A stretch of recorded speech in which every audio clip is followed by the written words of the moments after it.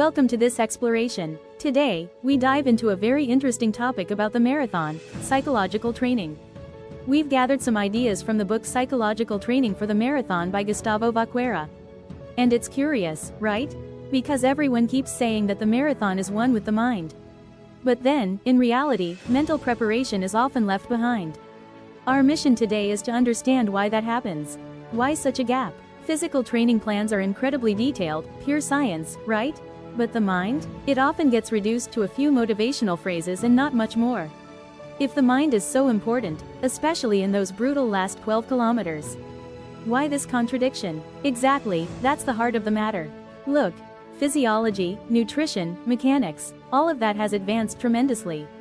We know everything. Heart rate zones, ideal macronutrient percentages.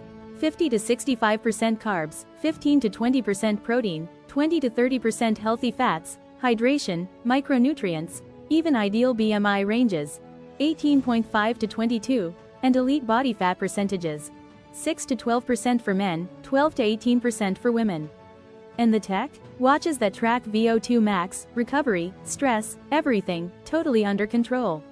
But still, this myth persists. That just by completing tough physical workouts, the mind strengthens by magic.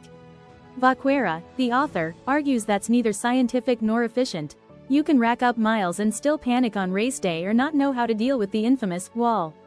Yes, the wall, that dreaded moment. The book even mentions that 95% of training is focused solely on the physical.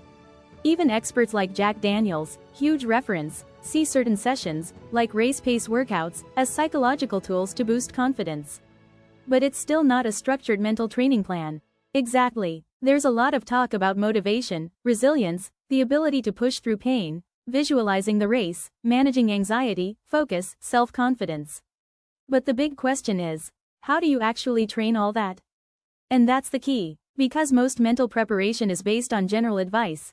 Think positive, don't give up, train with a group, it helps. Useful? Sure. But as Vaquera says, they're more like suggestions, or side effects of physical effort.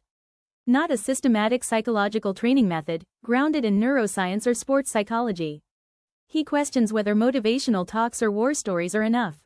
And again, those key factors, motivation, resilience, are often mentioned, but there's no clear method to develop them.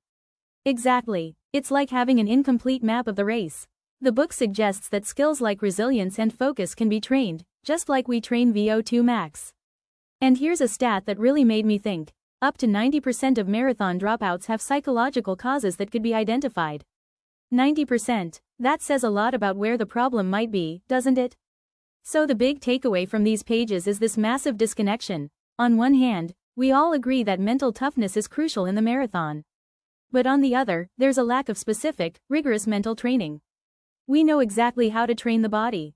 But the mind, often the deciding factor in those brutal final kilometers, gets left to intuition, or the hope that it strengthens on its own. And what the book argues is, that's not enough. We need a more scientific, structured approach. Encouragement alone isn't enough, we need method. It really makes you think. If we monitor and optimize physical variables with near microscopic precision, heart rate, pace, fat percentage, what would it look like to apply the same rigor to mental resilience? To focus when you're dead tired. To manage that inner voice that sometimes beats you down during a race. What would change if mental training were planned and measured with the same seriousness as physical training? We'd be opening a whole new door in endurance sport preparation.